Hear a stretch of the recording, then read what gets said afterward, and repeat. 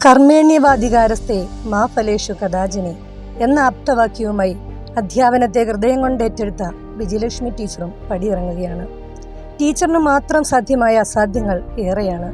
ദൃശ്യമികവാർന്ന ചലച്ചിത്രം പോലെ ക്ലാസ്സിലെ ശബ്ദചിത്രങ്ങളുടെ ആകർഷണീയത വിദ്യാർത്ഥികൾക്ക് മറക്കാനാകാത്ത അനുഭവമാണ്. പിൻബെഞ്ചോളം എത്തുന്ന ആ നോട്ടങ്ങൾക്കും വിളികൾക്കും മാത്രം പ്രാപ്യമായ ചില കരുതലുകൾ.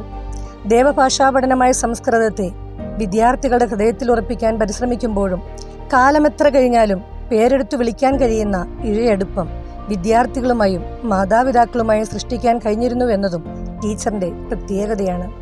തുടർച്ചയായ വർഷങ്ങളിൽ കലോത്സവങ്ങളിലും സംസ്കൃതോത്സവത്തിലും നമ്മുടെ സ്കൂൾ നേടിയെടുത്ത മിന്നുന്ന വിജയങ്ങൾക്ക് പിന്നിലെ വിജയലക്ഷ്മി ടീച്ചറിന്റെ അശ്രാന്ത പരിശ്രമങ്ങൾ എടുത്തു പറയേണ്ടതുണ്ട്.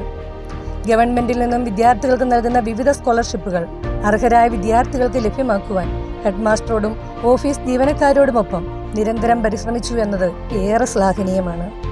10 വർഷക്കാലം ഒരു ലീവ് പോലും എടുക്കാതെ സേവനനിരതമായ ജീവിതം നയിച്ച വിജയലക്ഷ്മി ടീച്ചറിന് സംസ്കൃത പ്രചരണത്തിനുള്ള സംസ്ഥാന അവാർഡ്, ആഗമാനന്ദ പുരസ്കാരവും സംസ്കൃത രചനകൾക്കുള്ള പുരസ്കാരങ്ങൾ ലഭിച്ചത് അർഹതയ്ക്കുള്ള അംഗീകാരമാണ്.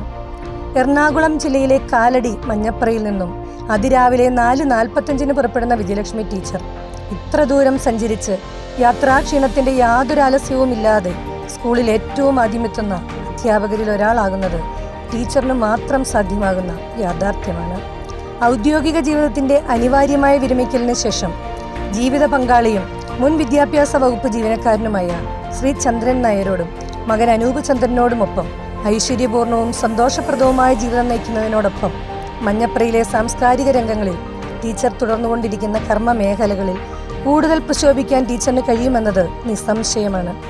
സമാനതകളില്ലാത്ത വ്യക്തിത്വമായി ശിഷ്യസമ്പത്തിനു മുമ്പിൽ ജ്വലിച്ചു നിൽക്കുന്ന വിജയലക്ഷ്മി ടീച്ചറിന്റെ കർമ്മനിരതമായ സേവനങ്ങൾക്ക് സെന്റ് മേരീസ് കുടുംബത്തിന്റെ ഹൃദയം നിറഞ്ഞ നന്ദി.